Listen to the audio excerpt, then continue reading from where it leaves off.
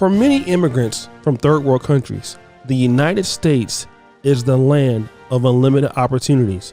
If you work hard, no matter what your race is, your ethnicity, your sexuality, you can achieve whatever you want to achieve. And for many people, both men and women, that's how it works.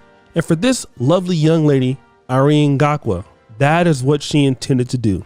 At 29 years old, she left her country, Kenya, coming to the United States with big dreams to be a registered nurse. Now, she had two brothers that lived in nearby Idaho, so she had some family that was there. And you know what? Eventually, she settled in Gillette, Wyoming. But you know what? Being a woman in a new country, especially in a city like, Gillette, Wyoming, where there's not many blacks, you want to find some love, right? And that happened. She met this guy, Nathan Heitman. Yeah, that guy on a Craigslist ad. Now, they had a modest 3-bedroom house in Gillette. They had broken up a few times, and but they somehow got back together.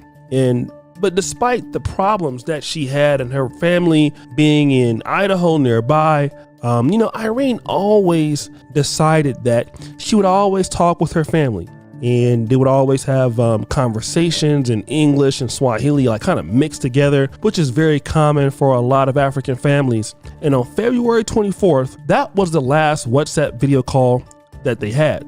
Unfortunately, they would hear from Irene no more. But something was odd, because while Irene was not available to be contacted, somebody was using her credit cards. Somebody was using her checking account. And who was it? This guy, Nathan Heitman. Now, the police asked him, have you heard of Irene's whereabouts? And you know what? He refused to give a lot of information, said, hey, I don't know where she's at.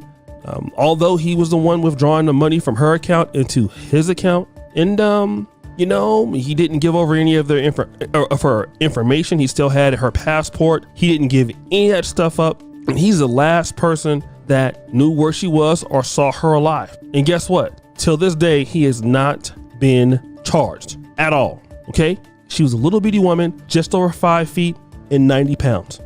Now, guys, what am I talking about to this? Let's address the elephant in the room. The elephant is that Irene, a Kenyan, was going to go to America and meet this Caucasian man who would be the man of her dreams. Now, if we look at her, she's a nice looking young lady, vibrant, perfect skin, thin. And you look at this guy, well, he's not well kept, right? He looks like he's unhealthy. Now, it's hard to picture her being with let's say, an African-American or a black man that looks like this. And so what we would probably consider is this might be a little bit of white privilege. Maybe Irene felt like, me dating this man, he's a white man, this is the way forward, because her older brother, they lived in Idaho, and she had white friends and things like this. Maybe this was her way of fitting in. And certainly being from Nairobi, where possibly she could have felt like, well, there's no way that, something can happen to me from this guy, because maybe, just maybe, he's white, and that, he would steal from me, he would hurt me, or do anything like that. But the reality is that it looks like he would do something like that. See, guys, we have a lot of ladies that come from this particular community called the divestors. And, because black men are so bad, and it's not just African-American women who are in the divestment movement. You have some ladies who are from the African community who believe that just because a guy is Caucasian, he's better, or because he's white, he will treat you right. And the reality is that there are stories coming out all the time of black women getting with, let's say, for example, non-black men, and bad things happening to them. Let's talk about Chad Wheeler. All right. Remember Chad Wheeler? Chad Wheeler was a 6'7" American football offensive tackle. All right. And what did he do? Well, he was involved with a particular situation in Washington where he attacked his black girlfriend, and we will not show the photos. But what was it? It was very, very bad. It was terrible. He damn near, beat her an inch of his life, right within an inch of her life. It was graphic. And guess what? He's still having troubles right now.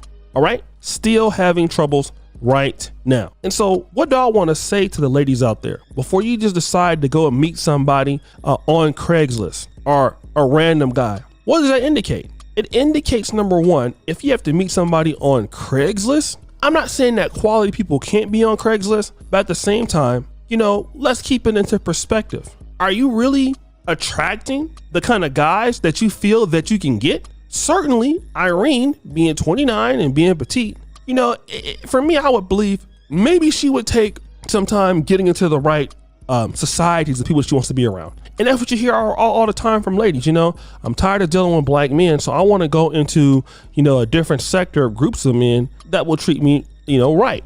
But the reality is that what people don't want to talk about is that it's hard for a lot of women to access quality men of any race. Yes, even women who are Black or African American going into another genre, like in the Caucasian community, accessing high value men for them is also going to be difficult, even for Black men, right? Why is that? Because a lot of higher value men are already spoken for.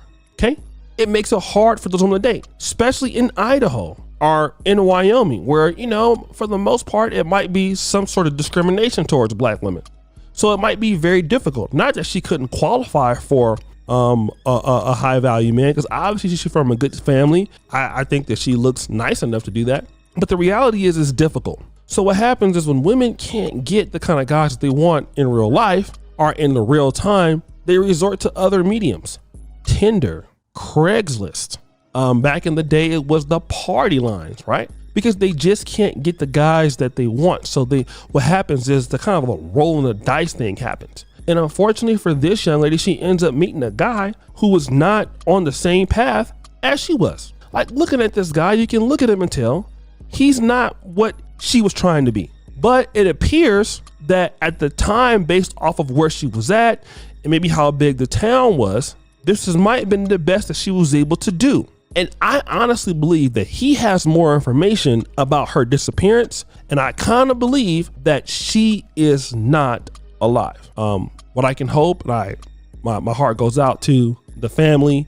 It's very bad that this young lady and who wanted to come to America to get everything going for herself is like this. This is happening to her. It's sad because she doesn't deserve this. But we got to stop putting people on the pedestal like all white men are better or all white women are better. Listen, guys, you are who you hang around, okay? And we have to vet people. We have to stop giving people the benefit of the doubt just because of their race and ethnicity. So guys, what do you think? It's your boy, O'Shea Duke Jackson, back at it again. Another episode of Celebrity Junk. I'm out.